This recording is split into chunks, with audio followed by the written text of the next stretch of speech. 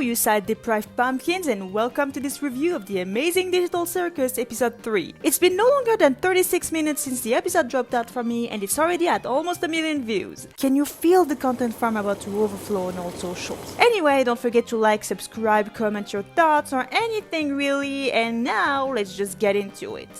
No i jak tam moje skibidi sigma? So in this episode, Kane gets them a new adventure, and since it's Spooky Month, why not a haunted manor, am I right? But Zubul dips, which led her to therapy with Kane, which turns out to be a fate worse than hell. And in the manor, Ragatha and Gangle are sipping tea with a ghost, Jax is complaining as his content farm fetish, while Pomni and Kinger are basically playing Resident Evil. This episode was insanely good. I'm just so happy to see all of those wonderful characters again. I really like the theme and overall feel and vibe of this episode. First off, the visuals were way too good, but like actually traumatizing. I don't know who was responsible for this, but this episode was legitimately disturbing. I'm sorry, but the way Pomni's eyes just fell off and the way Kinger grabbed onto them and dragged Pomni with it, that was horrifying. And I was certainly not prepared for this shit. What is this? And just to remind you, I'm in France. For me, the episode came out at midnight. I had to see this in the middle of the night. This was not fine. I also like this part with only Pomni and Kinger's eyes. Their eyes were so expressive.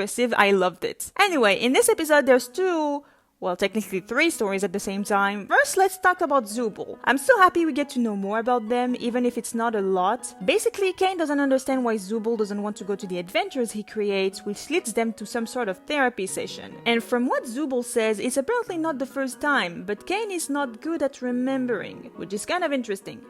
I'll explain why later. After some talking, Zubul explains that they're not fine, especially because of their body. They feel like it doesn't fit in a way, and that no matter what pieces they change into. Understandable, I guess. I mean, imagine getting a new body out of a sudden and it's this. Yeah, no, I wouldn't like it either. But you can also interpret this in real life. There are people feeling like that, and I really appreciate how they're handling it. For Zubul though, that must be tough. They don't like the adventures, they feel horrible in their body, and they're trapped in this circus.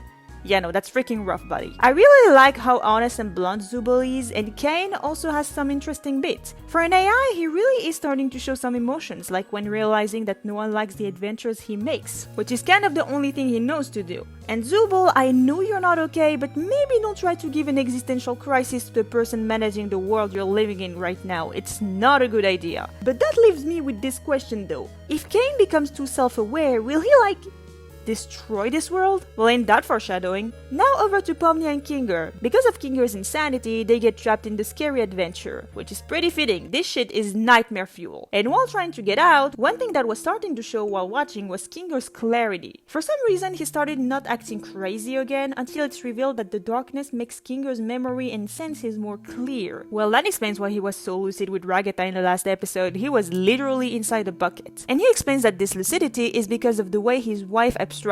First off, congratulations to the theory community for being right about this since the first episode, and second, Lord was it depressing. I was not prepared for this. He explained how they were in the fort and he was able to touch her one last time, and ugh, that's awful. This moment right there was easily the best of the episode. My feelings were overflowing with crushing oblivion, especially in this scene where he's about to go in the monster's mouth because it reminded him of his wife, or when the monster mentions his wife and why the hell did he do that? I know Kane is an AI, but I thought he wouldn't go that overboard with the NPC's personalities. Also, remember when I was talking about Kane's memories? Well, Kinger has the same problem, and since he's apparently been here the longest, is short-term memory loss something the characters has to look forward to? Or is it just Kinger?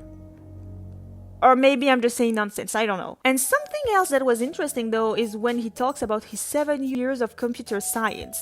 And also the fact that he had a wife. My question is, how much do they remember of their past life? It was explained how they can't remember anything, or just some bits, but it seems there are some exceptions. Not only that, but computer science. Already we have something related to the circus in a way. Is that the same for everyone else? I don't know, but I'm already looking forward to it. Now on to Pomni. And can she have one good day in this fucking circus? She was already traumatized enough, so we have to put her through possession now? I also really liked her conversation with Kinger about his madness and how he wants to cherish the people around him before they're gone. I imagine he became insane after his wife abstracted, which is very sad. Oh my god, please do not let anything bad happen to Kinger in the end. What I really like is how desperate Pomni seems, which is understandable. She just got here after all. And I like how Kinger, while insane, seems very mature and is a good advice giver. Even in the second episode with Ragatha. I've seen some people compare him to a patient of Alzheimer or dementia, which is oddly fitting. Did we have to make this more sad? At the end, they manage to escape, and Pomni decides to apologize and thank Ragatha for trying to make her more at ease in the circus, and this was really cute. I really appreciate how the relationships between the characters is portrayed. And Jax, while having not a lot of screen time, did get to play Luigi's Mansion for a few seconds. I'm still waiting to hear more about Gangle though, but we'll see.